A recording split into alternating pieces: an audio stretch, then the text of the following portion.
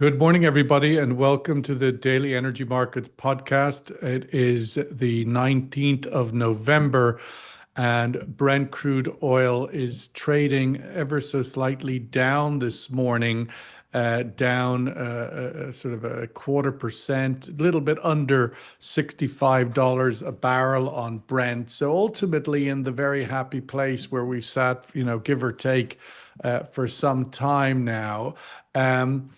Let's kick off this morning in London, where we would have a sort of an insight from Livia Gallerati, Global Crude Lead at Energy Aspects. Livia, there's so much difference or noise as there always is every day with Trump. And I'm wondering to myself that Trump, his ratings, according to approval ratings, as they're polled every now and then, at the lowest level since he's returned to power. I'm wondering, should the oil market start to price in that we've seen peak Trump and that's behind us now? Big peak Trump disruption. Lots of noise still, but ultimately the sanctions, the trade, the Epstein this, the reversal of that, the markets now should price in that's kind of a taco, as the saying goes. Peak Trump. That's a bold call. I'm not sure. I think uh, the market has been fading Trump's big announcements that relate to oil for quite some time, right? We've learned our lessons from tariffs back this spring, and even with this latest round of U.S. sanctions on Russian oil companies, there was an initial reaction right after the announcement, but by and large, and as you mentioned, we've been stuck in a pretty tight range for oil. We haven't really rallied, but we haven't sold off, of course. So yeah, I don't think the market is paying too much attention. Maybe it should a little bit more on sanctions, I think. I think some of the risks are being underestimated a little bit, but we still haven't seen from the US administration any indication that they're really willing to go after Russian companies and enforce sanctions very strictly. So I think some of the skepticism is justified at this point. David Weck, chief economist at Vortex, same thoughts to you. I mean, ultimately, uh, the Trump's big tariff traumas that in April sent all markets crashing since has kind of faded. It's all about reversal now, tweaking on the margins. The resolving the war in Ukraine that hasn't happened. It's sort of found its again back to that sort of slow grind. I mean, there's nowhere really where impact, and then looks like the Republican Party now defying Trump. They were going ahead with the Epstein paper releases this week, regardless of him, and he had to get on board with even his most loyal fans in the House of Representatives in the United States were breaking from him. Ultimately, he's a broken flush now. We're going into Christmas, the new year. It'll all be about the midterm elections, and his noise will have to stop. Yeah, I think it's an interesting question. I think it's fair to say that there have been a lot of reality checks, yeah, on his policies over the last couple of weeks and months. If we look at foreign policy, there is, of course, a need to trade with other countries in the world. It is good, I assume most people would argue, to have reasonable relationships with countries like China and India.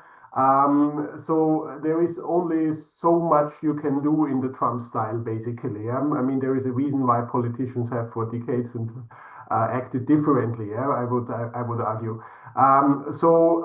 Yeah, I do think the oil market is not any more particularly excited of specific news that are coming out of the White House. However, I would say the sanctions activity over October had a clearly different aspect to it. And this is not only about the US, it's also about the EU, about the UK, about other countries in the world. And I think the important signal overall is that there has been an alignment of sanctions. Yeah, I just looked up the data.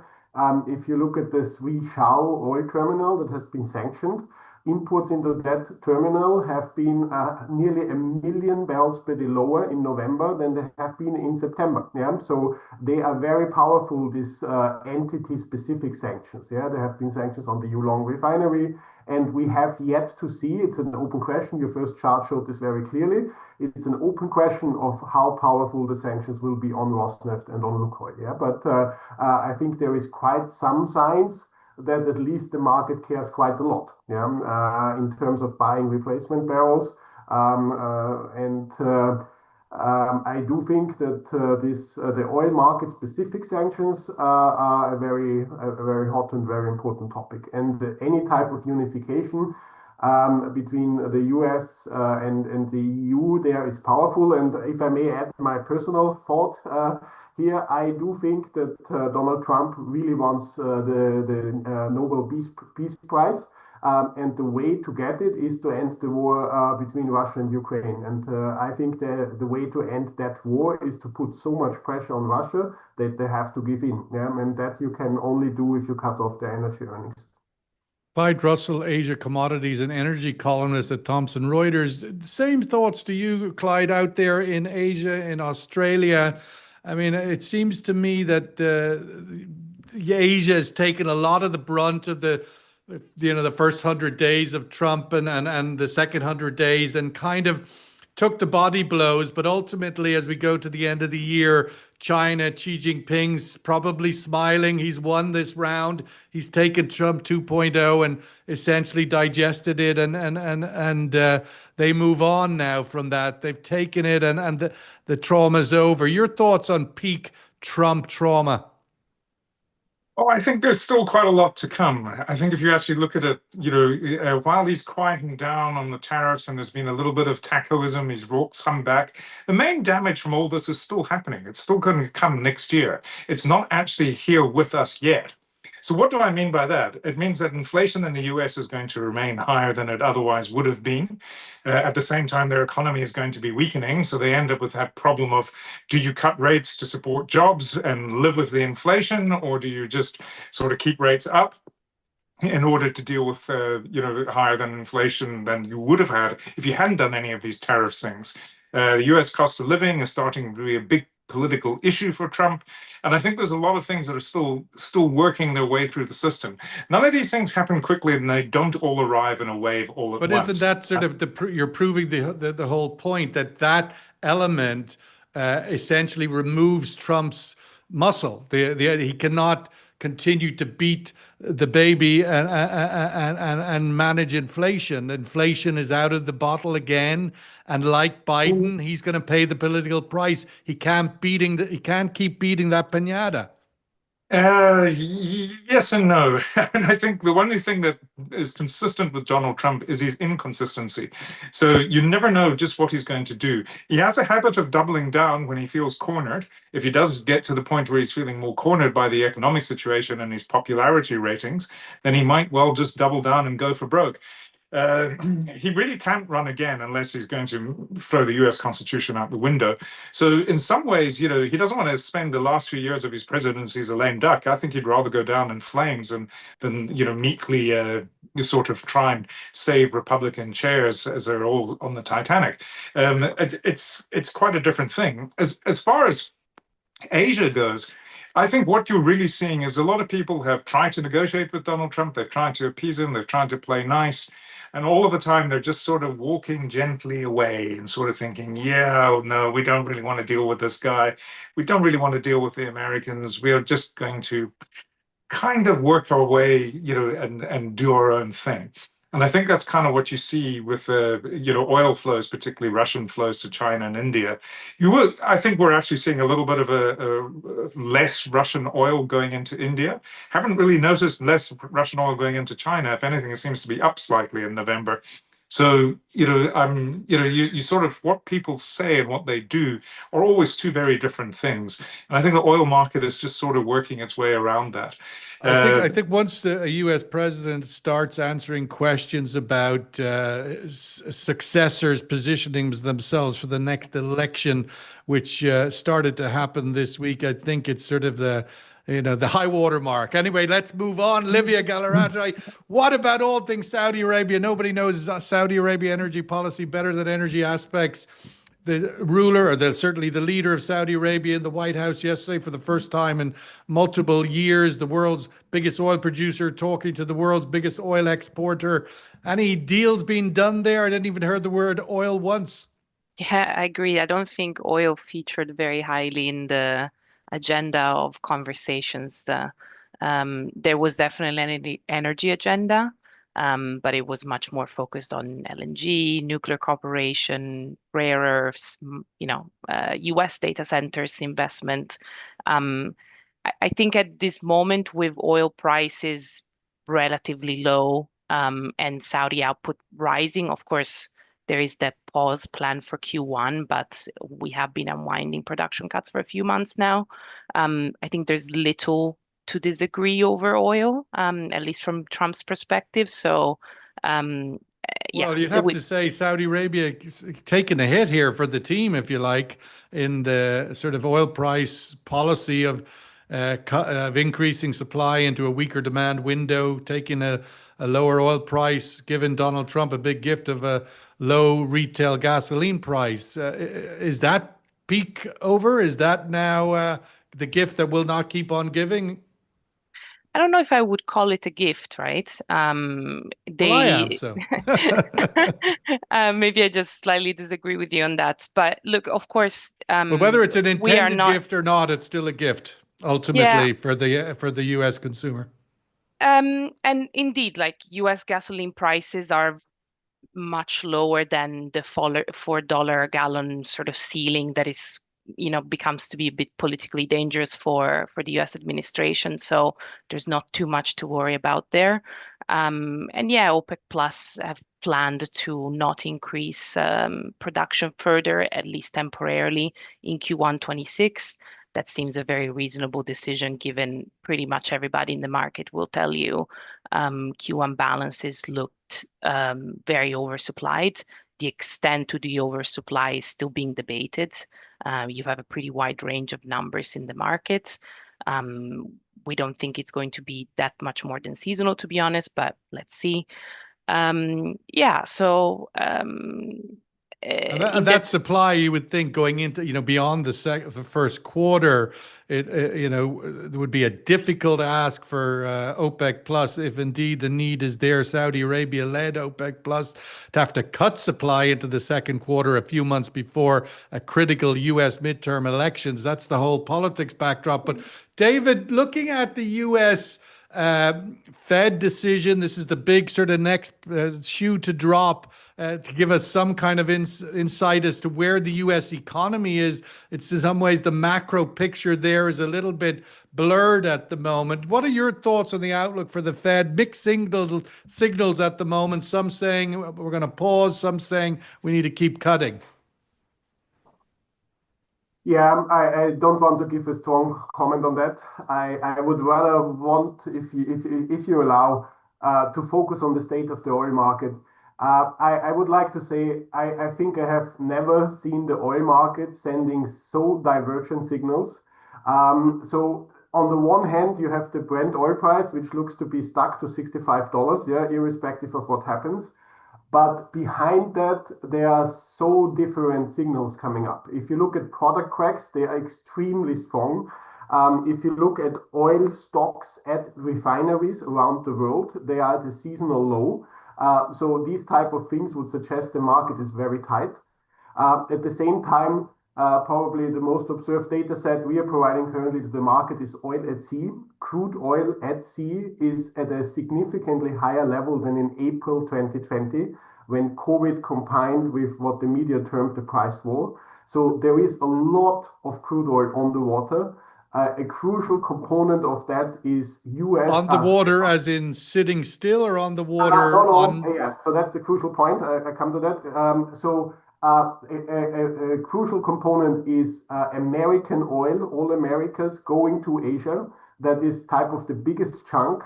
And that oil is in transit still, yeah. So it will only start to arrive soon. Another big chunk is sanctioned oil, especially from Iran, but also from Russia. That has increasingly, how to say, the tag of floating storage. So basically as unsellable barrels.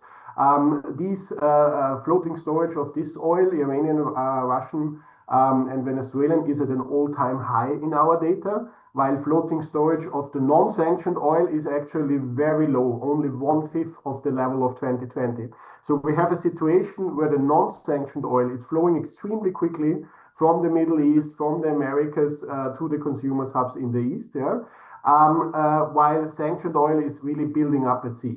So that will be very interesting to see how that plays out. But I do want to say that from our data, seaborne data, there is a massive oversupply building up at this point of time. That has not yet found its way into pricing for good reasons, because onshore inventories look differently, refining system is tight, but that's also part of the problem. Then the refining system has not been expanding for the second year in a row this year. So global refining capacity is flat. We also have and that I'm coming back ultimately to your question, we see product imports around the world actually not being particularly strong, especially in the Atlantic Basin markets, US, Europe, and so on. So that's a sign that the underlying demand is not doing good. But on the crude side, there is a lot of flows directed towards Asia, but at some point of time, there will be too many barrels in the market. Clyde, just picking up on that, from the point of view of China demand, China buying, space you watch closely. I mean, listening to David there would seem maybe China might be reducing its buying of sanctioned barrels. Your thoughts on where China's at, and it's been a big pillar to keep that $65 handle on Brent this year and surprise the market from continuing to buy for storage. Yes, I think it's quite clear they are still buying for storage. I think ultimately a lot of those sanctioned barrels will find their way into China. China will just be cautious about how it takes them. And, you know, they don't obviously want to annoy the Americans that much, but they'll probably still take them. This is the way the oil market has been clearing these things. The oil does end up going to China or into India. It just takes time, and you might end up with some questionable ship-to-ship transfers in Southeast Asia and that sort of thing. So I think that it's sort of going. If you actually look at the broad picture of numbers, China's been fairly steady the last couple of months. November is looking at more or less around that 11.3, 11.4 million barrels a day of imports, which is more or less what they did in October. There was a bit of a dip in September because September cargoes were arranged when the prices spiked during the Israel-Iran conflict. So they did pull back a little bit. Your sort of my calculation of what I call their surplus crude, in other words, the amount available from imports and domestic output minus the refinery processing, was about 690,000 barrels a day in October. Not all of that gets stored. Some of it is processed in plants that are not captured by the official data. But basically, you've still got quite a lot of oil going into storage of one form or another in China. And that, I think, is one of the reasons that the price is not really moving that much.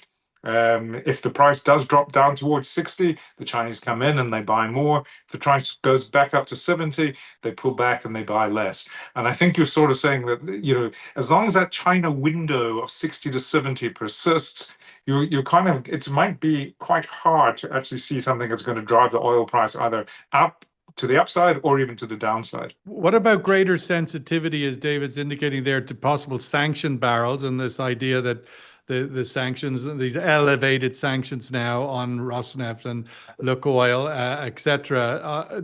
Is there any indication that China's getting more sensitive to taking in that discounted Russian oil, which I would imagine is even more discounted now than it was? I think you're starting to see some sensitivity on specific facilities that have been mentioned in sanctions and things like that. The overall picture, no, I'm still seeing quite a lot of Russian barrels going in. So I think they're just shuffling things around. Remember that, I mean, the one thing the oil market is really, really talented at doing is moving oil from one place to another in ways that are sometimes quite opaque and designed to be that way. And I think that it will just take a little while to adjust. I'm not saying sanctions are useless. Sanctions aren't useless at all. In fact, if your aim is to keep the oil market well supplied, but cut the amount of revenue Russia gets, they're actually doing quite well because Russia's being forced to discount, and you're also having to pay a whole bunch of middlemen that you didn't have to pay before to do these sort of opaque transfers and movements. So in some ways, it is actually achieving exactly what it should be doing. It's keeping the oil market well supplied, but at the same time cutting Russia's revenue. The trick is that enough to change Putin's mind? So far, the evidence suggests no. So I would say if they really want to squeeze Russia, they're going to have to do a lot more, and they're going to have to tighten them, sanctions even more. But at the moment, you get these short-term disruptions that are then worked out. And so any disruption lasts a month or two, and then the oil market's found its way, and everything's back to normal. Let's go Would to you allow, to respond. Please. Yeah, David, so, go ahead. sorry, but I do tend to disagree here. Yeah, so I agree with you that so far all this is correct what you say. Yeah, there have been the reshuffling and things like this, but I do think there is a fair chance that this time things are different, and China actually hits the limits in its ability and also willingness to take in sanctioned barrels. So we have to separate first between the so-called teapot independent refining sector. That's the one that is taking the Just on that point, David, for clarification, yeah. they reach a limit because of their capacity for storage or their sensitivity to sanctions? Both. Basically, let's talk about this independent sector. This independent sector is the one that has taken the sanctioned barrels. One important aspect about the sanctions on Russia and Lukoil and Rosneft specifically is that there is this grace period until the 21st of November. So, of course, Indian and Chinese buyers will take as much Russian crude in as they can ahead of that date. Yeah? So we have to wait after that date to see for the real impact. But the other thing is that the independent refining sector in China is limited by import quotas and by their overall capacity. And they cannot just absorb any potential barrels the Indians will not take anymore. It's getting too much. There is also the political aspect to it, but also the storage capacity aspect. The state players have not built that much storage capacity over the last couple of years, and we see that as already pretty full. So the ability of these players to store a lot more is also limited. But I do think if they put more barrels on storage, the state players, it will actually be the non-sanctioned barrels that are also, how to say, in ample offer. Yeah, but as Sean said, Russian and Iranian crude is massively discounted at this point of time, and we are getting to the point where both Iran and Russia may have to cut back their exports. That's the crucial question. I'm not saying it's happening yet, but we may be pretty close to that point. Yeah? Okay, let's go to the survey question. Trump's approval ratings have fallen to lowest since his return to power at 38% approval. Should the oil markets price in that peak Trump 2.0 disruption is behind us? The opening question to Livia. Should the oil markets price in that it's behind us? Livia, one of the elements that we touched on earlier, I wanted to get your thoughts on in this idea that the Russian sanctions are the sort of wild card and as to the extent that they're enforced. But one of those elements in 2 days' time is the Lukoil international assets. Gunvor tried to buy them.